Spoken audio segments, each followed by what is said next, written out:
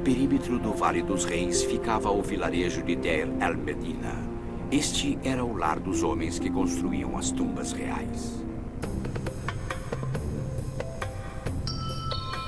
Entre suas ruínas, os detalhes mais íntimos da vida no vilarejo foram desvendados. Nós sabemos quem foi acusado de roubar o quê. Nós sabemos quem pediu mais frango no almoço. E até sabemos que fulano teve uma briga com Beltrano por causa da mulher dele. Todos esses fatos são sabidos porque os moradores do vilarejo registraram muitos de seus pensamentos em fragmentos de rochas do Vale dos Reis. Quando construíam uma tumba, sobravam fragmentos de calcário e eles anotavam nesses fragmentos. Então temos montes e montes de bilhetinhos, por assim dizer. O operário Mena deu um pote de gordura fresca para o chefe de polícia Metmosa, que disse: vou pagar por isso com cevada. Vou pegar você nas montanhas e te matar. Se houver uma oferta de cerveja, não me procure. Mas se for uma oferta de trabalho, venha me procurar. Essencialmente, essas pessoas eram como nós, faziam coisas que nós fazemos agora. Reconhecemos essas pessoas como se fossem nossos irmãos e irmãs.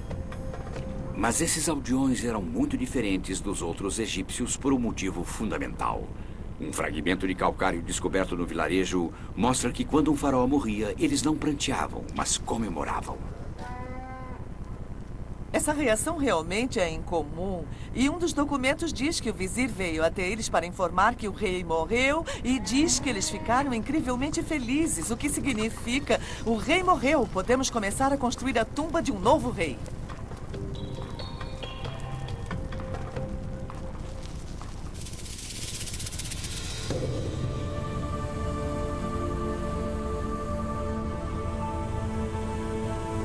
Após a morte de Sete, a evisceração e mumificação de seu corpo teriam levado 70 dias. Mas o trabalho em sua tumba teria começado 15 anos antes, quando ele assumiu o trono. Para os arquitetos reais, a decisão de construir a tumba de Sete tinha sido crucial, pois eles tinham de escolher o local da entrada da tumba. Essa era uma decisão carregada de incerteza, porque os arquitetos estavam trabalhando às cegas. Quando tinham que escavar uma tumba, eles não tinham como saber ao certo se já não havia outra naquela área. De fato, há 5 ocorrências no vale em que os engenheiros que escavavam uma tumba encontraram uma tumba anterior, ou detectaram esse fato tarde demais e tiveram que desviar de repente e ir em outra direção para evitar o encontro com a outra tumba. O risco de colisão pode explicar por que a disposição das tumbas reais mudou no decorrer dos séculos. As tumbas mais antigas tinham um projeto em forma de L, mas após algumas gerações esse projeto foi descartado.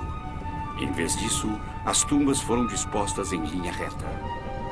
Num vale superpovoado, as tumbas retas ocupavam uma área muito menor de uma propriedade.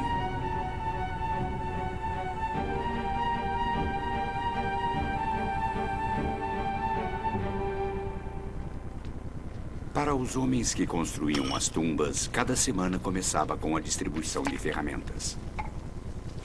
Os escribas mantinham registros precisos de todas as ferramentas de cobre que eram usadas. No Egito Antigo, o cobre era tão valioso que cada cinzel valia bem mais que um mês de salário. Eles sabiam exatamente quem estava com qual ferramenta. E no início da semana, os cinzéis eram pesados.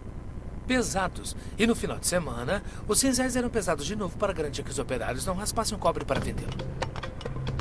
Já que as ferramentas eram tão básicas, a construção das tumbas dependia da força bruta. Para os homens que trabalhavam na face da rocha, as condições eram difíceis. Imagine aquela poeira suspensa no ar, a umidade a 95%, a temperatura praticamente na casa do insuportável. Pedras caindo em cima de você e, é claro, um capataz que, por Deus, vai ficar em cima de você por um motivo ou pelo outro. A labuta, sob o brilho intenso do sol egípcio, já era dura o suficiente. Mas os homens achavam mais difícil ainda trabalhar onde não havia sol algum. Uma vez dentro da montanha, não há luz alguma, então era necessário providenciar algum tipo de iluminação. E o que eles tinham eram lamparinas a óleo. Havia uma cumbuca de óleo, um pavio de linho, e eles adicionavam um pouco de sal para evitar a produção de fumaça.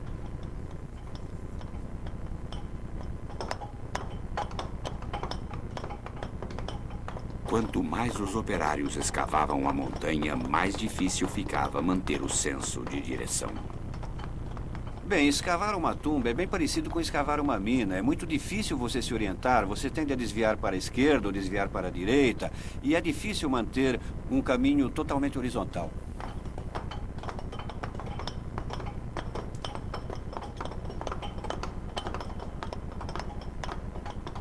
Os egípcios dispunham de equipamento topográfico, mas era extremamente simples. Tinham um esquadro de carpinteiro, um peso de prumo e um pedaço de barbante para medir o comprimento. E, basicamente, era só isso. Dispondo de equipamentos tão simples, a precisão alcançada por eles era extraordinária. Uma planta de tumba que sobreviveu mostra o quão precisas eram as escavações das câmaras. Aquilo que as especificações estabeleciam como meta realmente foi alcançado com uma precisão de 2 milímetros. À medida que a escavação da tumba do faraó avançava, os operários constantemente ficavam atentos a quaisquer sinais de mudança no tipo de rocha que estava sendo escavada. Muitos deles devem ter aprendido da pior maneira o quanto a geologia do vale pode ser imprevisível. Uma das dificuldades de escavar uma tumba é que você nunca sabe o que tem à sua frente. Você começa na rocha que parece perfeita para o trabalho e então, alguns metros adiante, o desastre. Somente a camada superior das rochas do vale, o calcário, é adequada para a construção de tumbas. O pior pesadelo de todos os operários era atingir a camada mole e fragmentada de xisto mais abaixo. Se eles penetrassem demais a rocha, todo o trabalho na tumba teria de ser abandonado. Décadas de trabalho seriam desperdiçadas. Mas a escavação da tumba de Sete foi muito bem sucedida. Assim como todas as outras grandes tumbas do vale, ela tinha 4 características essenciais. Um corredor que levava à rocha, um fosso profundo para proteção, depósitos para o tesouro real e a sala mais importante de todas, a câmara funerária do faraó.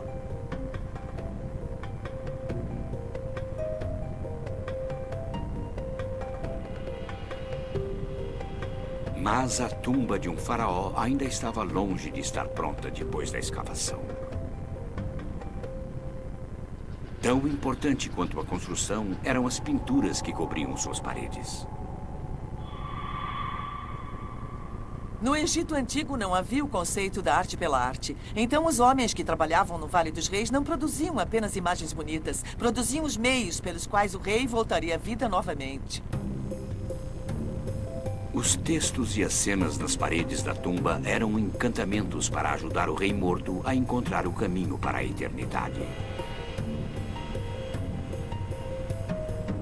A criação dessas imagens era confiada aos maiores artesãos do mundo antigo. Seu trabalho numa tumba podia se estender por muitos anos. Mas com a morte de Sete, os artesãos tiveram que se apressar. Eles tinham apenas 70 dias para terminar a tumba antes do sepultamento real. Passados os 70 dias, fim de papo. Era a hora do funeral. A tumba tinha de ser lacrada para sempre.